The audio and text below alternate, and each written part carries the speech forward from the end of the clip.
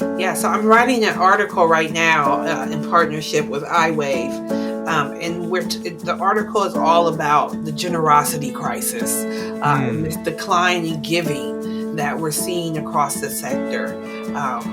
And that's very real, but I think that's a call to action for us to get creative and innovative about the way that we engage people. It's a call to action for us to become dedicated to investing in our fundraising and not just sort of being okay with the status quo. Welcome to the Abundant Vision Fundraising Podcast. Whether you are a seasoned professional or a first-time fundraiser, we have the advice you need to take your next step toward major gift mastery. I'm your host, Tom Dauber, President of Abundant Vision Philanthropic Consulting. I am so excited for today's podcast, part 3 of our interview with research pro Regina Ohasson. In this episode, we're going to get really down to brass tacks on some very practical issues that will be helpful to any nonprofit leader when it comes to understanding the wealth capacity of their constituents and how to tackle problems all of us face in that process. What do you do with board members who seem to be giving less than they could? Why do some donors hide their wealth, and what does that mean? If you can't afford a wealth screening, how do you still identify wealthy donors? And if all you have are email addresses, how can you get physical addresses to help you screen those donors? If you love getting practical answers to practical problems all fundraisers face, you're going to love this episode. And if you do find this episode helpful, please help us get the word out. Subscribe, give us a 5-star rating on your podcast provider, and don't forget to share this episode on social media. Let's get on with the show. I know there's some folks who are skeptical of wealth screening tools. Mm-hmm. Why is it that sometimes they really do miss? What are the factors that might cause them to overlook a donor's giving potential? Yeah. So they definitely we overlook some people because it's data. It's data points. It's AI, it's machine learning, it's just data points that line up in a certain way or they don't. And so that's what a wealth screening does for you, especially if you do a batch screening and you're screening your entire database at once. It's a matching of data points. And so that's an imperfect science. It is a valuable science and it's a valuable exercise nonetheless, but you should not do it thinking that everything is 100% infallible. That's a false expectation. What it does allow you to do is figure out the buckets, the larger buckets and the larger categories of, is this a $50,000 donor? Is this $1 million donor? Or is this a $5 donor or a $500 donor? And then allows you to be able to be strategic about how you engage them, especially if you are, if you're just one person, you can't manage all relationships in the same way. Right. So you have to get some strategy behind it, and it helps you build out that strategy. So there will be things that we miss, especially when we are within our industry. We continue to talk about this and find new ways to prospect. But a lot of the prospecting is driven by wealth analysis, which is driven by property assets. Mm-hmm. And so depending on where your property is located, which zip code you live in, that will impact your wealth rating. For some donors, especially like BIPOC donors that don't typically live in highly valued zip codes.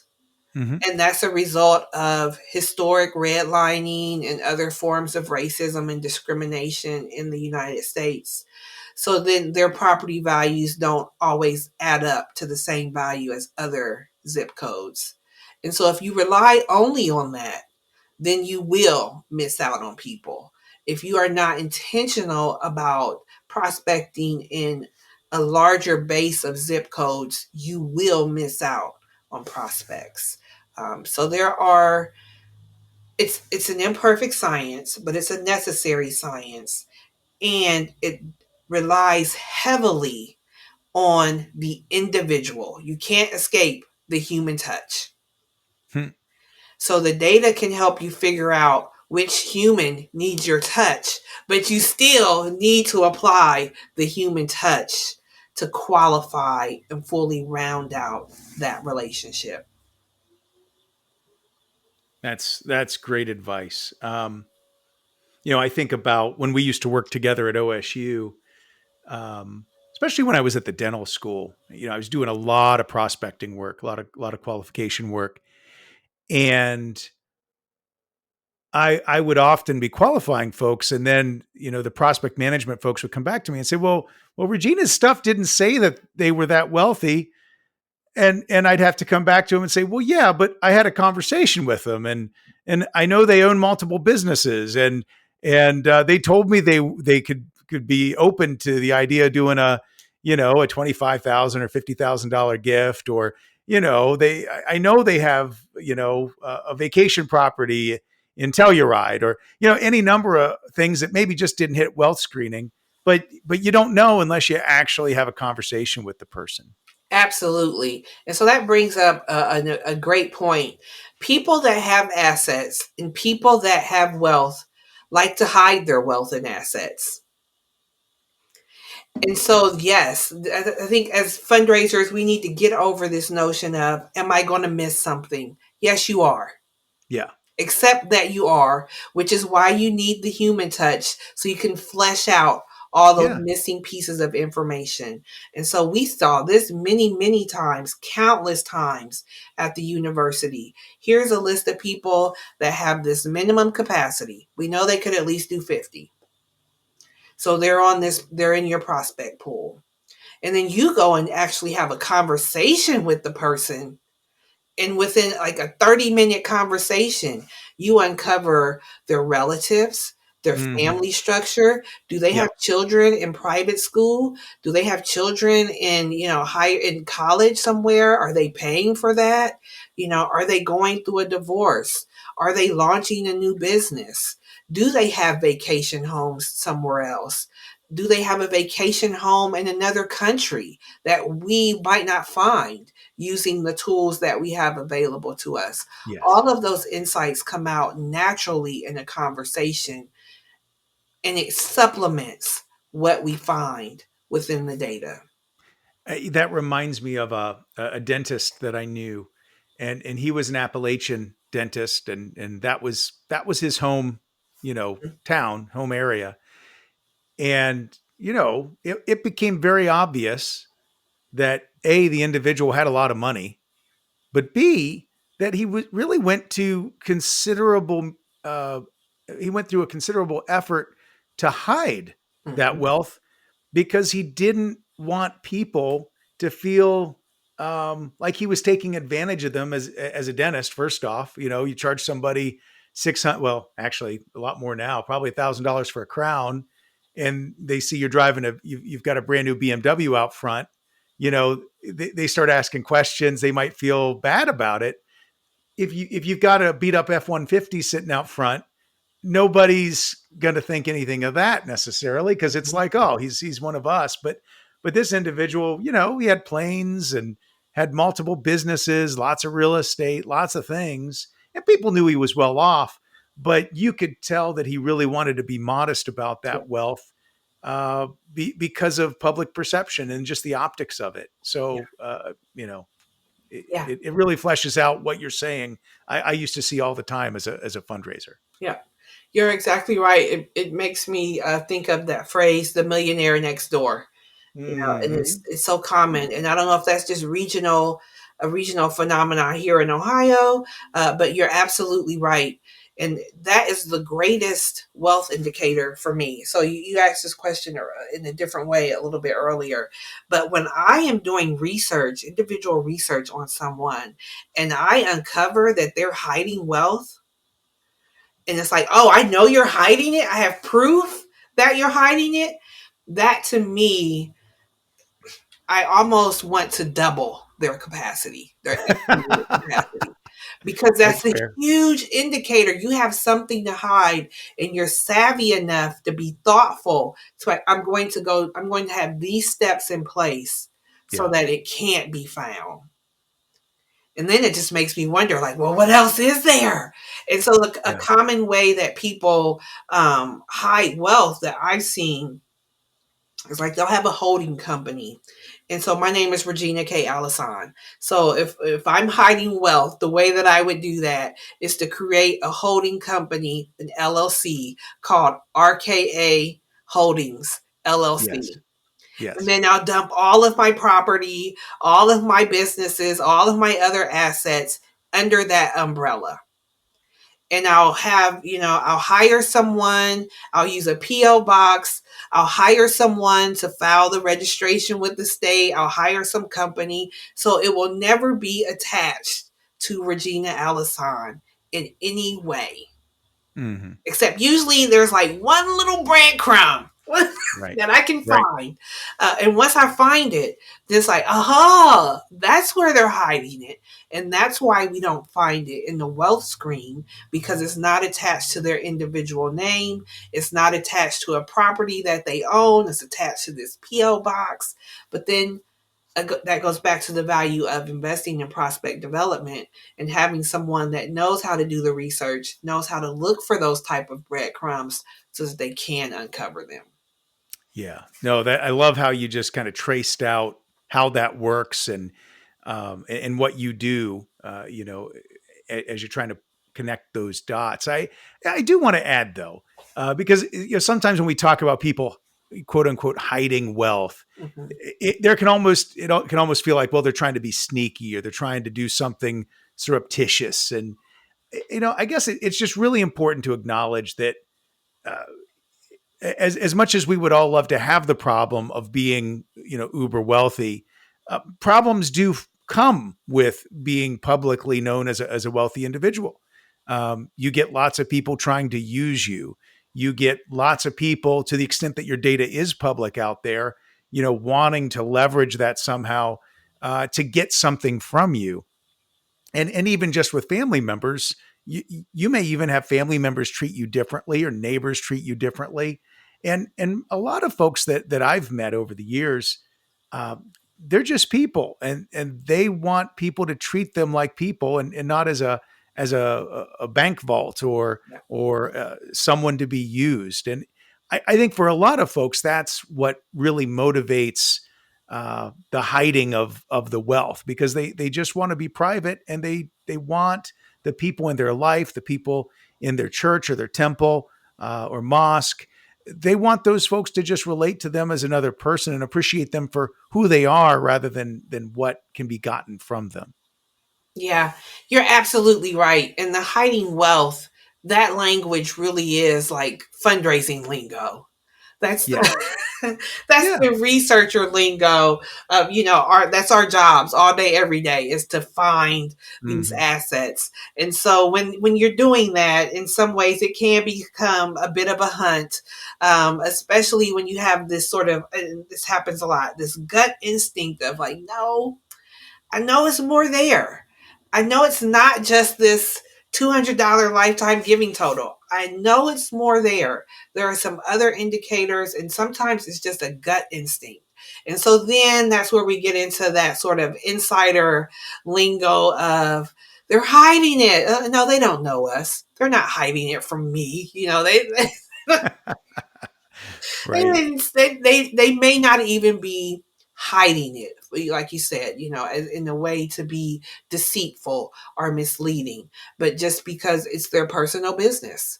And Hmm. that's how they choose to manage their assets responsibly. Tom Dauber here for Abundant Vision Academy. Are you a nonprofit leader who's new to fundraising? Are you feeling crushed by your fundraising goals and not sure how to find success? My online class, crafted from my 25 years of experience and more than 5,000 donor meetings, Abundant Vision Academy will give you the confidence and understanding you need to start building relationships with donors and having gift discussions in just 110 minutes. You'll get 14 videos covering all the topics you need to find success in fundraising. You can take it at your own pace and can watch as many times as you'd like.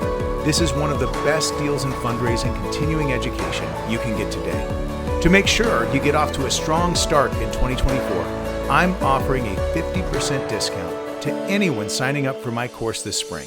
That's a $375 value. Enter the coupon code SPRING2024 at checkout to claim your 50% discount. That's SPRING 2024. Head on over to thomas-dauber-s-school.teachable.com and click on Abundant Vision Academy to get your discount today. The link is in the podcast description. Do you have any examples where you could share where wealth screening really uncovered something important that ended up leading to a large gift for one of your clients? Yeah. So that tale of two fundraisers that I shared earlier, but then also just in my entire career, I've used wealth screening, and I can't speak enough to the power of conducting a wealth screening. And so I'll share this example, this fact. So we know that for every donor, you need at least 5 to 10 prospects. And so with that in mind, it's like, where are you going to get those prospects? How Yep. do you know who is the right prospect? And so that's where the power of wealth screening comes into play.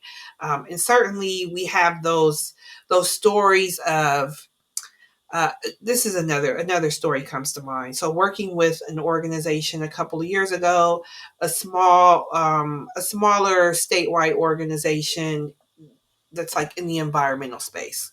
Mm-hmm. So they went into the organization, and they felt like most organizations do, most fundraisers do. Oh, we know our board.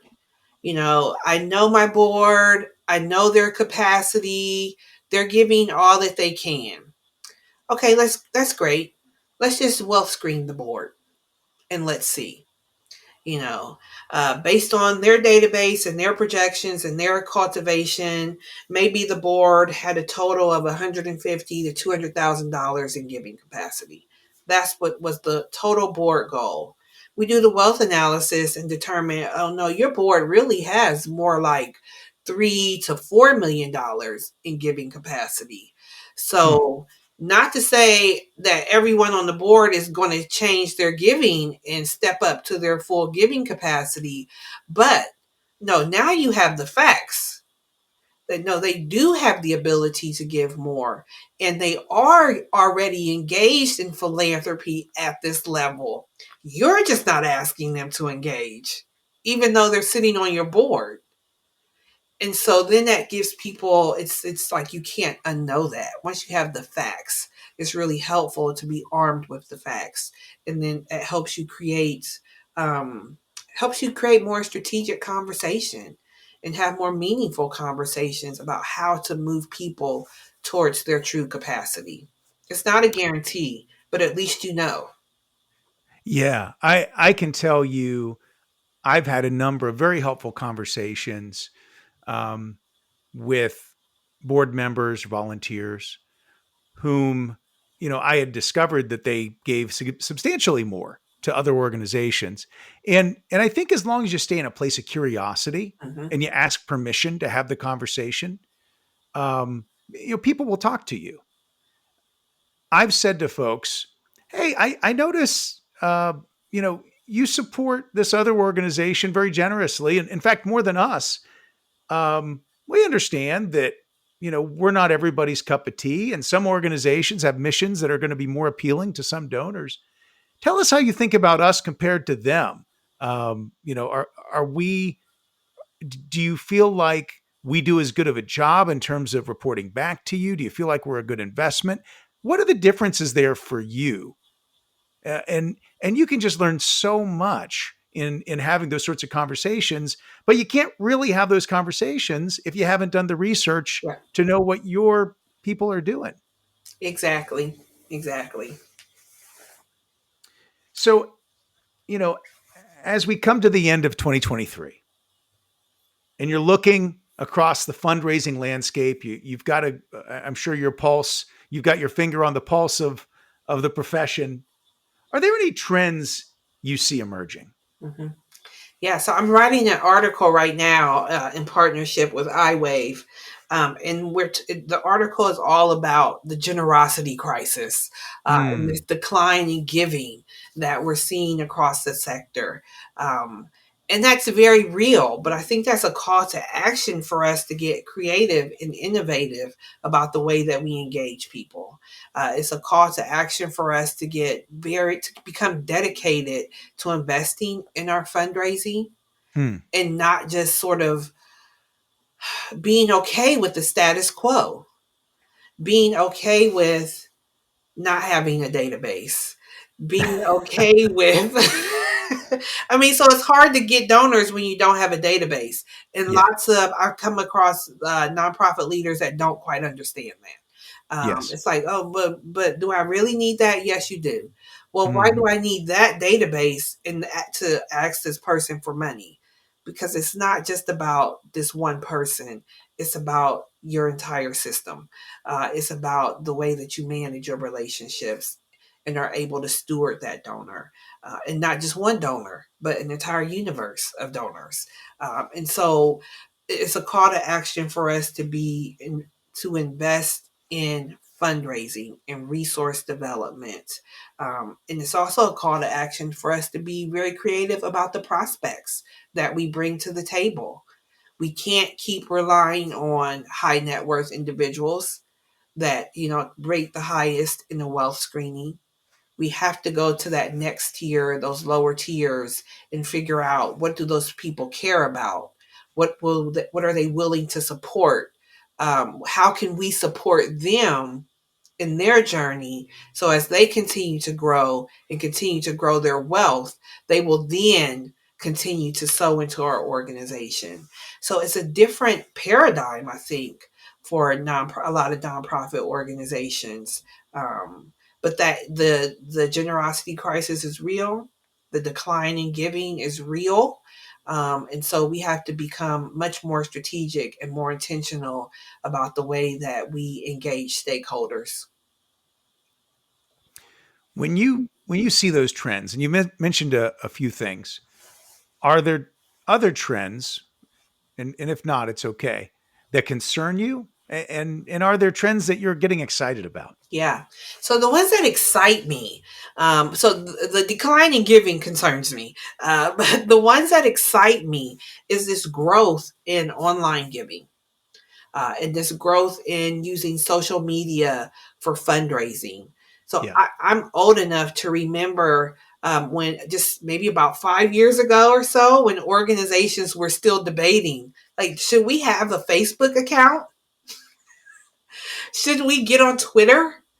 And now to move to a place where online giving, I think, is or social media giving reached 10% of total Wow. giving. And Wow. so it's like now in the double digits, whereas before it was the single digits. And so that's not going away. The web-based engagement is not going away, most especially in the age of AI. And so leaning into that and knowing that that's a space for growth and opportunity is really exciting to me. Hmm. You know, one thing I'm running into I'm talking to nonprofit leaders with younger organizations. Some of them are startups. Um, some of them don't have address based information at all. Hmm. All they have is their Facebook or Instagram following and some email addresses. Yeah. How if you're that organization, how do you go about doing research if all you've got's an email address? Yeah, so it's very difficult. It's not completely impossible, but it's very difficult and it's expensive. And Mm, so then that does become a bigger shot in the dark.